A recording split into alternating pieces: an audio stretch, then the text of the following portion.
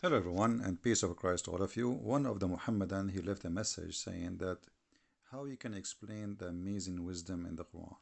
So I decided to share some of the amazing wisdom and the teaching of the amazing God. His name is Allah in the Quran. As you see, I'm using my phone, so excuse me, it's not as usual, but it does the job.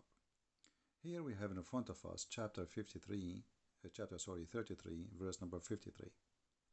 And as you see, this is the Muslim translation, not my translation.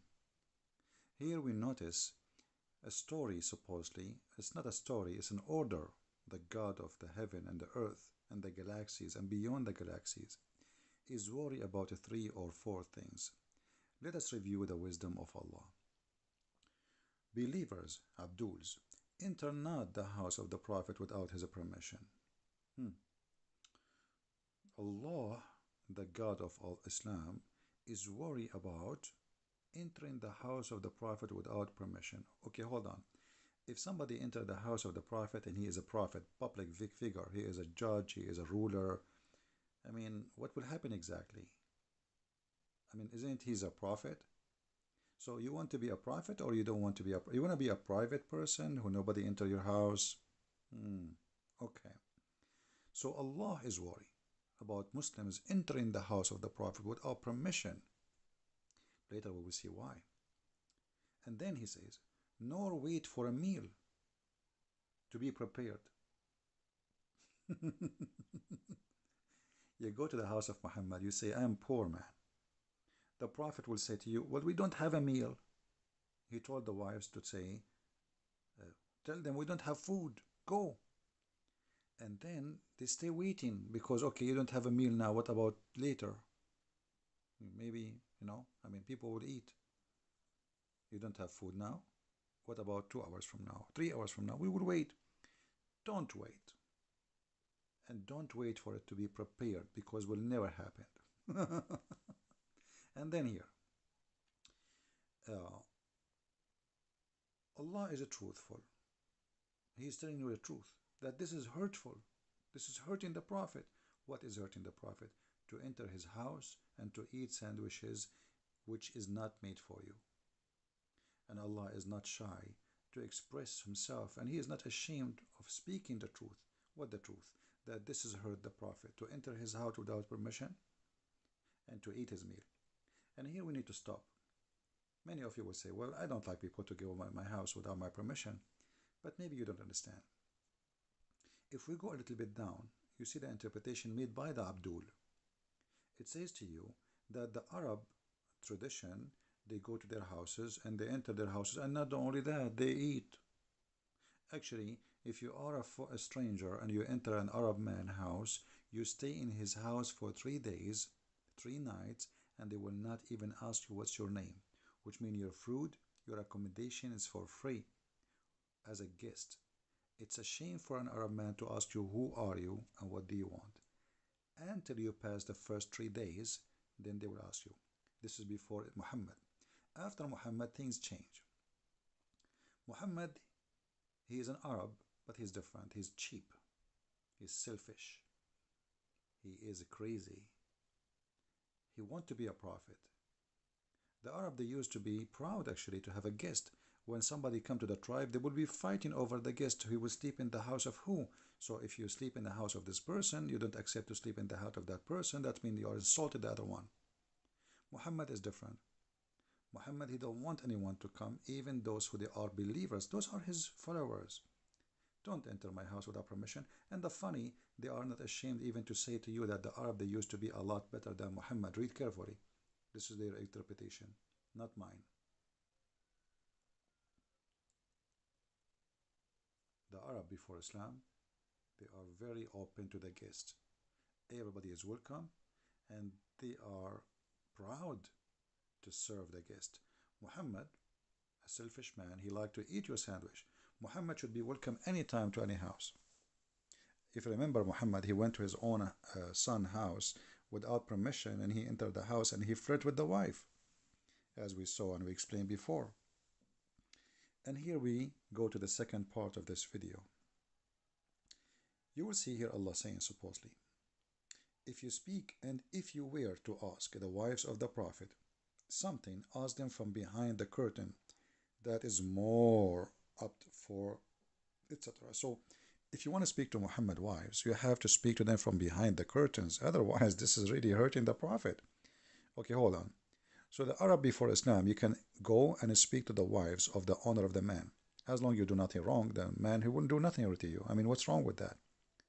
But because Muhammad is a very bad, evil man, because he, when he enter a house, he think about the women in the house, he think everybody is like him.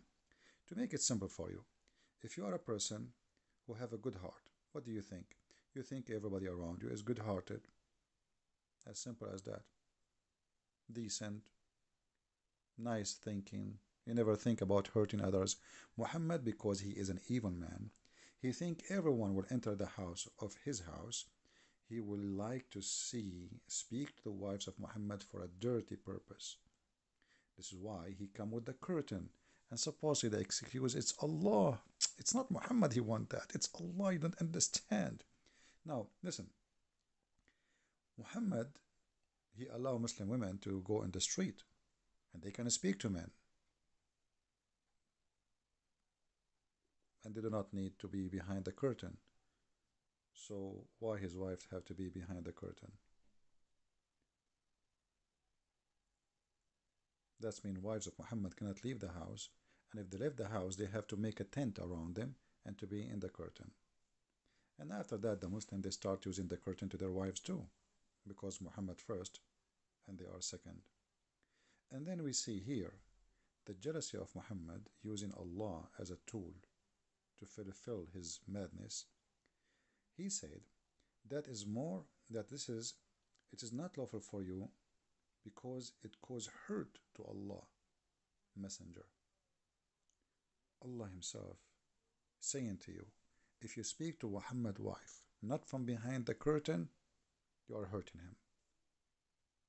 If you speak to Muhammad's wives face to face, it's a big sin. If you eat Muhammad's sandwiches, if you wait for a sandwich to be prepared, that is a big sin. If you enter the house of the Prophet without permission, that is a big sin. And then he continues saying something more crazy. And not to even marry the wives after him. So not only you cannot speak to Muhammad's wives unless they are behind the curtain, Muhammad died, and now the wives are lawful to get married.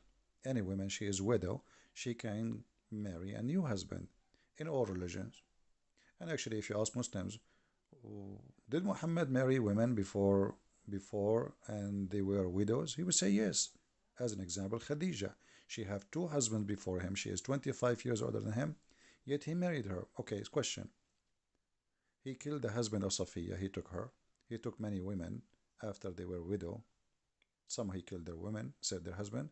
Some he took them after they became widow. So Muhammad have no problem to sleep with the women after her husband either pass away, get killed. So why it is a problem if Muhammad pass away to marry his wife? Because Muhammad is above mankind. He is a crazy man. He want to own those women even after his death. Muhammad here, he was thinking, okay, tomorrow I will die. Who is going to be in the bed with my wife? Omar? Maybe Abu Bakr? Abu Bakr, he cannot marry Aisha, so he will marry whom? Maybe different women. Who care? What about maybe Khalid? Maybe this Muslim, maybe that Muslim. So let us see how we can solve this problem. Bingo. I will make a verse saying that Allah said, no one after me can marry them.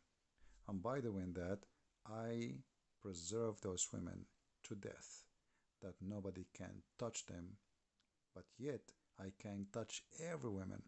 Actually, in the interpretation of the Quran, it says that if the Prophet, his eyes fall into a woman, which means he like her husband must divorce her immediately so the Prophet, he can have her.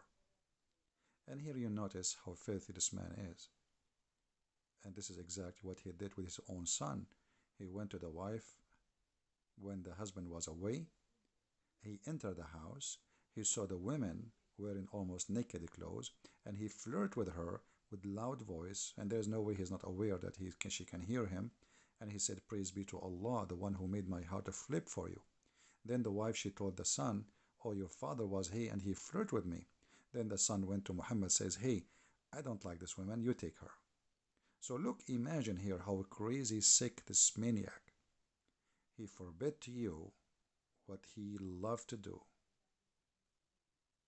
This is the wisdom of Islam. And here the interpretation actually exposed the madness of Muhammad. That the Arab, they used to be a lot better than before Islam from the Arab after Islam. Share your comment, post your comment.